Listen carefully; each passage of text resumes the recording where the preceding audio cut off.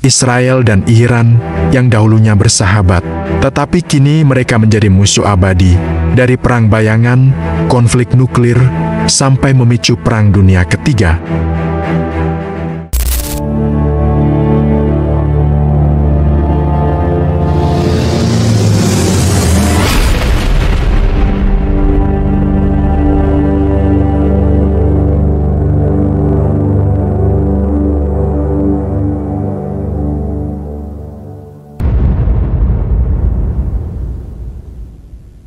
Iran dan Israel, dua nama besar di Timur Tengah, yang kini berada di ambang perang terbuka.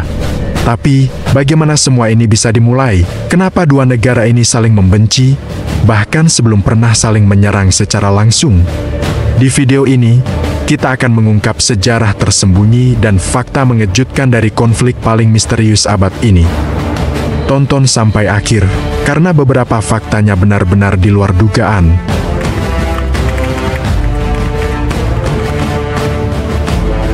Tahun 1979 menjadi titik balik yang sangat menentukan dalam sejarah modern di Timur Tengah. Di Iran, sebuah gelombang besar perubahan politik dan sosial meletus dalam bentuk revolusi Islam. Rakyat dari berbagai lapisan masyarakat turun ke jalan, menentang kekuasaan Shah Muhammad Reza Pahlavi, seorang pemimpin monarki yang dikenal dekat dengan negara-negara barat, terutama Amerika Serikat. Setelah bertahun-tahun memerintah dengan tangan besi dan didukung penuh oleh kekuatan asing, rezim Shah akhirnya tumbang. Sebagai gantinya, muncullah sebuah kekuasaan baru yang sangat berbeda, pemerintahan teokratis berbasis Syiah yang dipimpin oleh ulama karismatik, Ayatullah Ruhollah Khomeini. Revolusi ini tidak hanya mengubah struktur politik Iran, tetapi juga secara drastis mengubah arah kebijakan luar negeri negara tersebut. Sebelum revolusi, Iran dan Israel sebenarnya adalah sekutu dekat. Kerjasama militer dan ekonomi antara keduanya terjalin erat.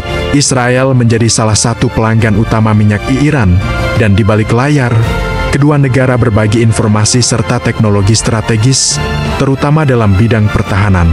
Namun, semuanya berubah dalam sekejap setelah Khomeini berkuasa.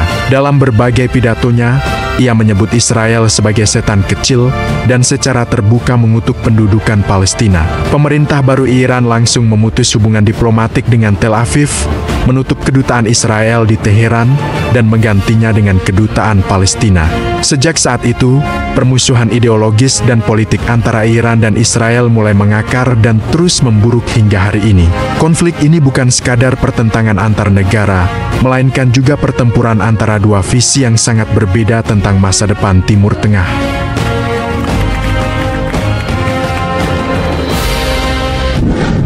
Iran dan Israel jarang sekali berhadapan langsung di medan perang, tapi jangan salah, mereka sudah lama berperang, bukan dengan tank atau jet tempur di garis depan, tapi lewat jalur-jalur tersembunyi.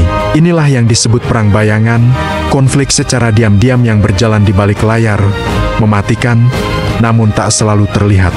Perang ini terjadi lewat berbagai cara, seperti operasi intelijen rahasia, serangan siber, penggunaan drone, hingga dukungan terhadap kelompok proksi bersenjata. Keduanya terus saling menyerang, membalas, dan memata-matai, tanpa pernah secara resmi menyatakan perang. Salah satu contoh paling mencolok terjadi pada tahun 2020. Mohsen Fakhrizadeh, seorang ilmuwan nuklir top Iran yang disebut-sebut sebagai otak di balik program nuklir negaranya, tewas ditembak di pinggiran kota Teheran. Tapi ini bukan penembakan biasa. Ia dibunuh menggunakan senjata otomatis yang dikendalikan dari jauh, konon dipercaya via satelit. Banyak analis dan pihak intelijen percaya, ini adalah operasi rahasia Mossad, badan intelijen dari Israel. Sebagai balasan, Iran tak tinggal diam. Mereka mengandalkan jaringan proksinya melalui Hizbullah di Lebanon, kelompok milisi Syiah di Suriah dan Irak, hingga Houthi di Yaman. Lewat kelompok-kelompok inilah, Iran melancarkan serangan terhadap kepentingan Israel dan Amerika Serikat dari instalasi militer di Timur Tengah, hingga kapal-kapal dagang yang melintas di Laut Merah. Perang bayangan ini tak selalu muncul di berita utama, tapi di setiap tahun intensitasnya terus meningkat. Serangan siber terhadap infrastruktur, ledakan misterius di fasilitas nuklir, pengiriman senjata rahasia, sabotase, dan serangan udara yang tak pernah diklaim secara resmi. Semuanya adalah bagian dari konflik yang sedang berlangsung. Inilah wajah baru dari perang modern, tanpa deklarasi dan tanpa pertempuran terbuka, tapi tetap mematikan. Dan pertanyaannya kini, sampai kapan perang bayangan ini bisa bertahan, sebelum akhirnya meledak menjadi konflik nyata?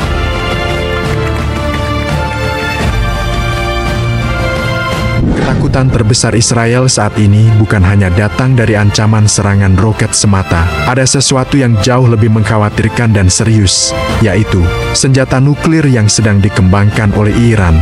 Israel meyakini dengan sangat kuat bahwa Iran tengah berusaha membuat bom atom. Ini bukan sekadar dugaan tanpa dasar, ada banyak indikasi dan bukti intelijen yang menunjukkan perkembangan pesat program nuklir Iran. Sejarah menunjukkan bahwa Israel tidak pernah tinggal diam menghadapi ancaman seperti ini. Mereka punya pengalaman panjang dalam mengambil tindakan preventif yang tegas untuk melindungi keamanan negaranya. Contohnya, pada tahun 1981, Israel melakukan serangan udara ke reaktor nuklir Osirak di Irak yang saat itu dianggap sebagai ancaman langsung. Kemudian, di tahun 2007, mereka kembali melakukan serangan serupa terhadap reaktor nuklir yang sedang dibangun di Suriah. Kini, perhatian mereka tertuju pada dua fasilitas nuklir utama milik Iran, yaitu Natanz dan Fordo. Kedua tempat ini diyakini menjadi pusat pengembangan teknologi nuklir Iran yang paling rahasia dan strategis. Meski Iran terus bersikeras bahwa program nuklirnya adalah untuk tujuan damai, banyak pihak internasional dan badan pengawas nuklir mencurigai adanya proyek-proyek rahasia yang bisa saja berujung pada pembuatan senjata nuklir. Situasi ini membuat dunia, terutama negara-negara di Timur Tengah, semakin gelisah dan tegang. Jika Iran benar-benar berhasil mengembangkan senjata nuklir, maka ini bukan hanya akan mengubah keseimbangan kekuatan di wilayah tersebut, tapi juga berpotensi memicu perlombaan senjata nuklir di kawasan yang sudah syarat konflik. Risiko terjadinya perang besar atau eskalasi militer semakin nyata, dan seluruh dunia harus bersiap menghadapi konsekuensi yang sangat berbahaya.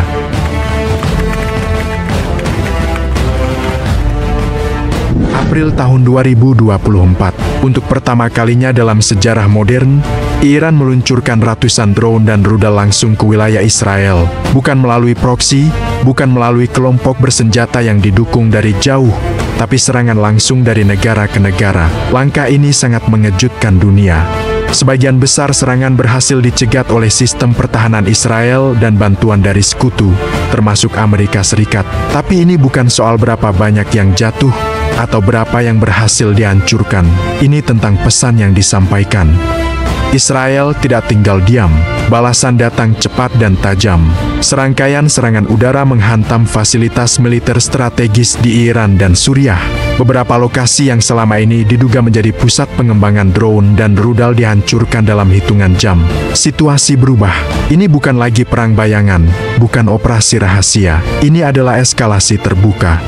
Seluruh dunia terpaku. Kawasan Timur Tengah, yang selama ini sudah menjadi ladang ketegangan, kini berada di ambang konflik skala penuh.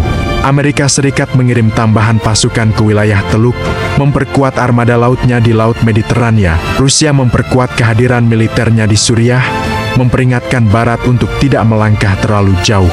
Turki memperketat perbatasan, sementara Arab Saudi menyerukan pertemuan darurat Liga Arab, mencoba mencegah konflik regional berubah menjadi perang global.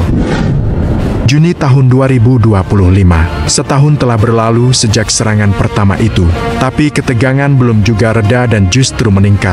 Bentrokan kecil terjadi hampir setiap minggu, di Laut Merah, di dataran tinggi Golan, di wilayah perbatasan Irak-Suriah, serangan siber, blokade ekonomi, dan juga saling ancam antar pemimpin dunia.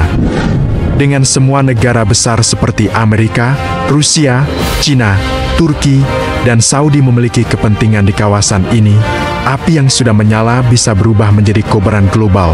Dunia saat ini hidup dalam keseimbangan yang rapuh. Tahun 2025 akan berjalan dengan ketegangan tinggi, dan pertanyaannya bukan lagi apakah konflik besar akan pecah, tapi kapan akan terjadi.